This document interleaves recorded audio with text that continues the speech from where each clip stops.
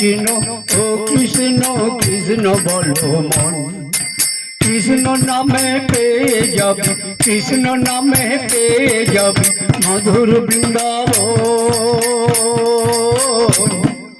হা কৃষ্ণ ও কৃষ্ণ কৃষ্ণ বলো মন, রাধা নামে এক যে রানী,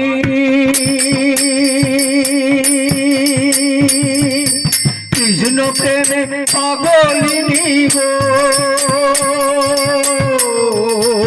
রাধা নামে এক যে রানী, কৃষ্ণ প্রেমে পাগলিনী গো।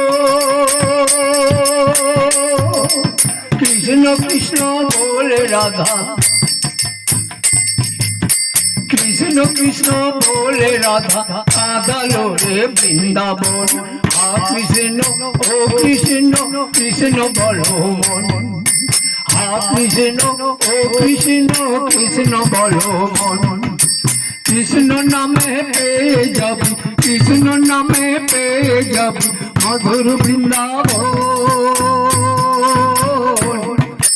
হা কৃষ্ণ ও কৃষ্ণ কৃষ্ণ বলো মন। রাধারানী কি করলেন না, এই কার্তিক মাসে ওই যে দুর্গা এনেছে, ওই দুর্গার আরেক নাম হলো কাত্যায়নী।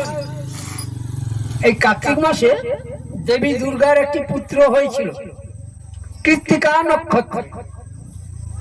দেবী কাত্যায়নীর সেই পুত্রের নাম কি? কার্তিক। আর কদিন পরেই কার্তিক পুজো হবে, কার্তিক মাসের শেষে। তো রাধারানী সখীদের নিয়ে তোমরা যদি বৃন্দাবনে যাও তো দেখবে ওখানে একটা সতীপীঠ আছে। সেই সতীপীঠে স্বয়ং দেবী দুর্গার সতীর চুল পড়েছে, কেশ।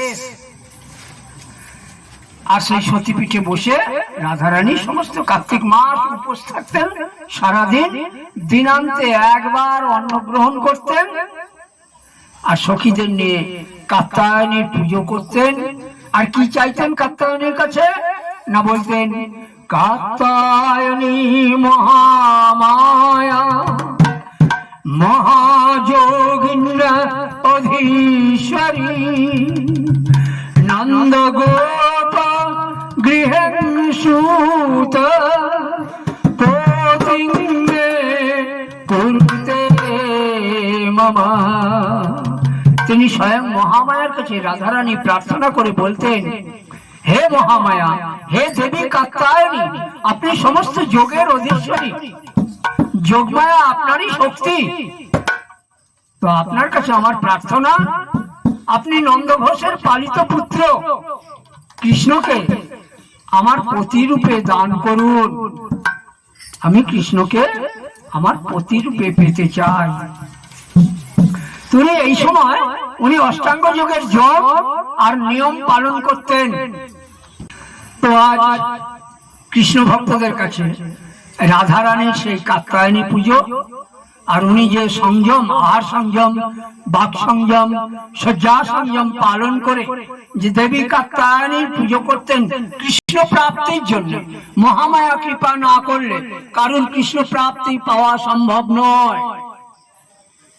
তো সেই জিনিসটা এখনো করে কৃষ্ণ ভক্তরা, কিন্তু নামটা পাল্টে গিয়েছে।